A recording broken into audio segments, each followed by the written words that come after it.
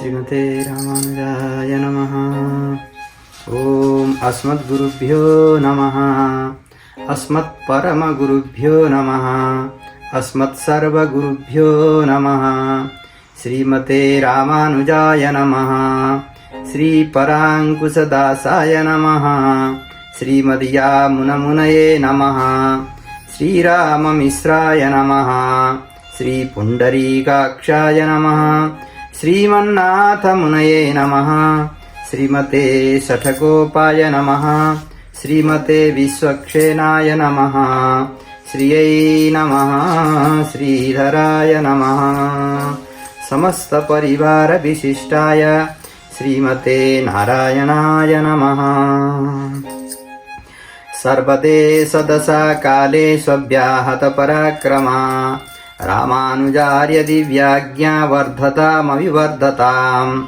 श्रीरामानुजार्य दिव्याज्ञा प्रतिभासरमुज्ज्वला दिगन्तव्यापिनी भूयात् साई लोकहितैषिणी। श्रीरङ्गश्रियमनुभद्रवामनुदिनं संवर्धय। श्रीरङ्गश्रियमनुभद्रवामनुदिनं संवर्धय। नमः श्रीशैलनाथाय कुन्तीनगरजन्मने प्रसादलब्धपरमप्राप्य कैङ्कर्यशालिने। श्रीशैले सदया पात्रं धीभक्त्यादिगुणार्णवम् यतीन्द्रप्रवणं वन्दे रम्यजामातरं मुनिम्। लक्ष्मीनाथसमारम्भां नाथयामुनमध्यमाम् अस्मदाचार्यपर्यन्तां वन्दे गुरुपरम्पराम्। यो नित्यमच्युतपदाम्बुजयुग्मरुक्मा व्यामोहतस्तदितराणि तृणाय मेने। अस्मद्गुरोर्भगवतोऽस्य दयैकसिन्धो रामानुजस्य चरणौ शरणं प्रपद्ये।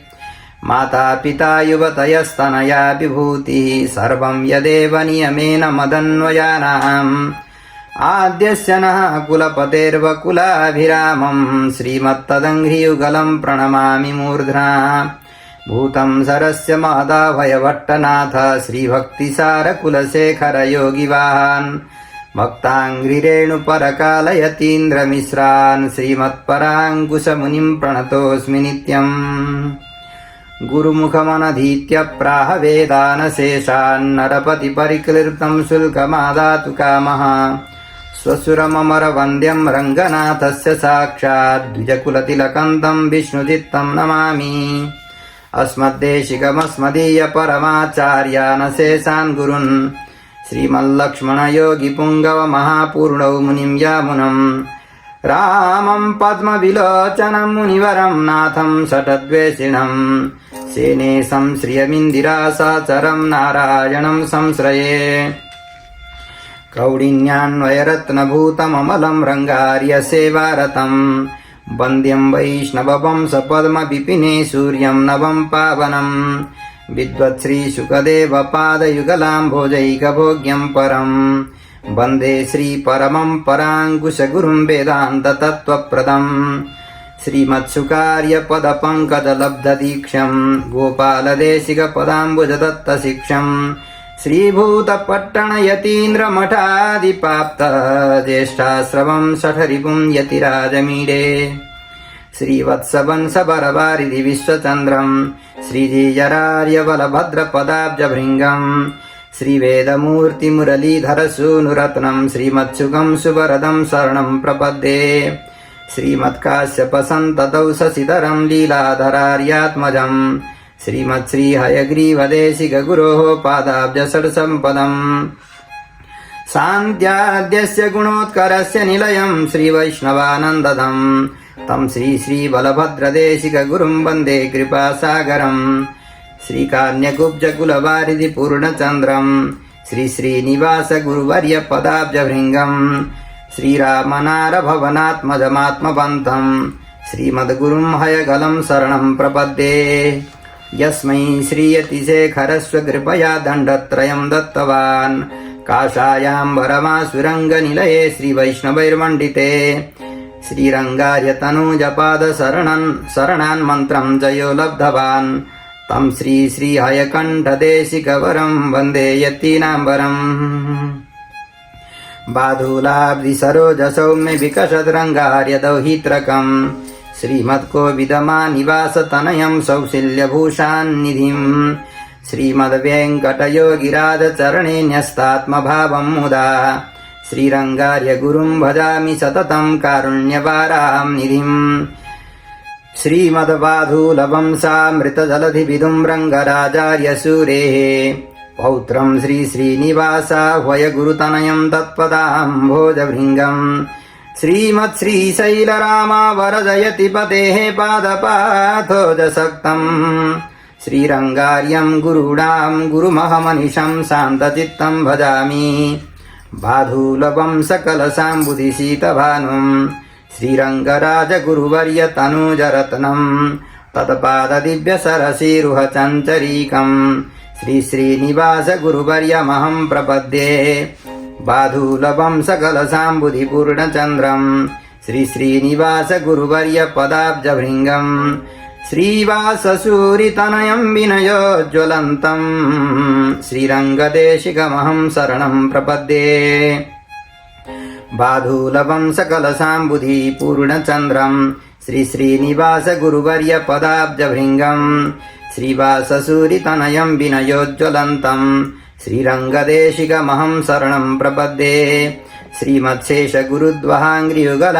श्रीमत्शेषगुरुद्वहाङ्घ्रियुगलाम्भोजान्तसत्षट्पदम् श्रीकृष्णार्यलसत्कृपामृतपरिवाहस्य रत्नाकरम् सान्त्याद्यस्य गुणोत्करस्य निलयं मन्त्रार्थविज्ञानदम् श्रीमत्श्रीनिलयार्यदेशिकमहं वन्दे कृपासागरम् श्रीकृष्णार्यगुरोः सूनुं श्रीनिवासकृपास्पदम् श्रीवेङ्कटकृपापात्रं शेषाचार्यमहं भजे वेङ्कटार्यगुरोः सूनुं धीशमादिगुणार्णवम् श्रीनिवासाङ्घ्रिसद्भक्तं श्रीकृष्णं गुरुमाश्रये श्रीनिवासगुरोः पादपङ्केरुहमधुव्रतं श्रीसठारिकृपापात्रं श्रीवेङ्कटगुरुं भजे बाधूलश्रीनिवासार्य पदपङ्कजषड्पदं गोवर्धनचलावासं श्रीसठारिगुरुं भजे वरदगुरुवर्यतनयं तत्करुणालब्धनिगमसार्थं प्रणतार्तिहरार्य शरणं प्रणमामि श्रीनिवासगुरुवर्यं यतीन्द्रचरणत्राणवंशजं वरदाह्वयं वेङ्कटार्यगुरोः पौत्रं वन्दे तत्पादसंश्रयं बाधूलपंसतिलकं वात्सल्यगुणसागरं वेङ्कटार्यगुरोः सूनुं प्रणतार्तिहरं भजे बाधूलवेङ्कटाचार्यतनयं विनयोज्ज्वलं वेदान्तद्वयसारज्ञं वन्दे वरददेशिकं बाधूलान्वयजित्पातुं वरदाचार्यनन्दनं वेङ्कटार्यदयापात्रं वेङ्कटेशगुरुं भजे बाधूलरत्नाकरपूर्णचन्द्रं श्रीवेङ्कटाचार्यदयैकपात्रं श्रीरङ्गराजार्यगुरोस्तनूजं श्रीवेङ्कटाचार्यमहं प्रपद्ये बाधूलधुर्वहनतार्तिहरार्य सूनोः सुतस्य वरदार्यगुरोस्तनूजं वेदान्तयुग्मविशदीकरणैकदीक्षं श्रीमन्नतार्तिहरदेशिकमाश्रयामः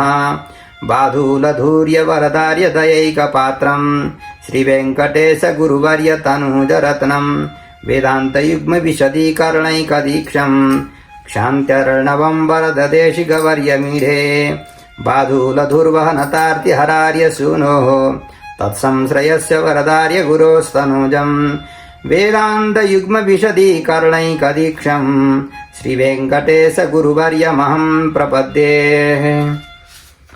प्रणतार्तिहराचार्यसूनुं वरददेशिकं प्रपद्ये श्रीनिवासार्यप्रवणं सद्गुणार्णवं यद्गुरुः श्रीनिवासार्यो बाधूलो वरदानुजः तं वन्दे तत्कुलोत्तंसं प्रणतार्तिहरं गुरुं वरदगुरुचरणशरणं वरवरमुनिवर्य घनकृपापात्रं प्रवरगुणरत्नदलधिं प्रणमामि श्रीनिवासगुरुवर्यं देशिकं श्रीनिवासाख्यं देवराजगुरोः सुतं भूषितं सद्गुणैर्वन्दे जीवितं मम सर्वदा सकलवेदान्तसारार्थपूर्णाश्रयं विपुलबाधूलगोत्रोद्भवानाम्बरं रुचिरजामात्रियोगीन्द्रपादाश्रयं वरदनारायणं मद्गुरुं संश्रये सकलवेदान्तसारार्थपूर्णाश्रयं विपुलबाधूलगोत्रोद्भवानाम्बरम् रुचिरजामात्रियोगीन्द्रपादाश्रयम् वरदनारायणम् मद्गुरुम् संश्रये श्रीशैले सदया पात्रम् धीभक्त्यादिगुणार्णवम् यतीन्द्रप्रवणम् वन्दे रम्यजामातरम् मुनिम् नमः श्रीशैलनाथाय कुन्तीनगरजन्मने प्रसादलब्धपरमप्राप्य कैङ्कर्यशालिने लोकाचार्याय गुरवे कृष्णपादस्य सूनवे संसारभोगिसन्दष्टजीवजीवातवे नमः श्रीकृष्णपादपादाब्जे नमामि शिरसा सदा यत्प्रसादप्रभावेण सर्वसिद्धिरभून्मम वेदान्तवेद्यामृतभारिरासेर्वेदार्थसारामृतपूरमग्र्यम् आदाय वर्षन्तमहं प्रपद्ये कारुण्यपूर्णं कलिवैरिदासम् नमो वेदान्तवेद्याय जगन्मङ्गलहेतवे यस्य वागमृता सारात् पूरितं भुवनत्रयम् श्रीपराशरभट्टार्यः श्रीरङ्गेशपुरोहितः श्रीवत्साङ्गसुतः श्रीमान् श्रेयसे मेस्तु भूयसे रामानुजपदच्छाया गोविन्दाह्वानपायिनी तदा यत्तस्वरूपा सा जियान्मद्विश्रमस्थली श्रीवत्सचिह्नमिश्रेभ्यो नम उक्तिमधीमये यदुक्तयस्त्रयीकण्ठे यान्ति मङ्गलसूत्रताम् पादुके यतिराजस्य कथयन्ति यदाख्यया तस्य दासरथेः पादौ शिरसा धारयाम्यहम् यो नित्यमच्युतपदाम्बुजयुग्मरुक्म व्यामोहतस्तदितराणि तृणाय मेने अस्मद्गुरोर्भगवतोऽस्य दयैकसिन्धोः रामानुजस्य चरणौ शरणं प्रपद्ये कमलापतिकल्याणगुणामृतनिसेवया पूर्णकामाय सततं पूर्णाय माते नमः यत्पदाम्भोरुहध्यानविध्वस्ता शेषकल्मषः वस्तुतामुपयातोऽहं यामुनेयं नमामि तम् अयत्नतो यामुनमात्मदास मलर्कपत्रार्पणनिष्क्रियेण यः क्रीतवानास्ति तयोगराज्यम् नमामि तं रामममीयशत्वम् नमः पङ्कजनेत्राय नाथ श्रीपादपङ्कजे न्यस्तसर्वभरायास्मत्कुलनाथाय धीमते नमो चिन्त्याद्भुताक्लिष्टज्ञानवैराग्यराशये नाथाय मुनये गाधा भगवद्भक्तिसिन्धवे माता पिता युवतयस्तनया विभूतिः सर्वं यदेव नियमेन मदन्वयानाम् आद्यस्य नः कुलपतेर्वकुलाभिरामम् श्रीमत्तदङ्घ्रियुगलम् प्रणमामि मूर्ध्ना श्रीरङ्गचन्द्रमसमिन्दिरया विहर्तुं विन्यस्य विश्वचितचिन्नयनाधिकारम्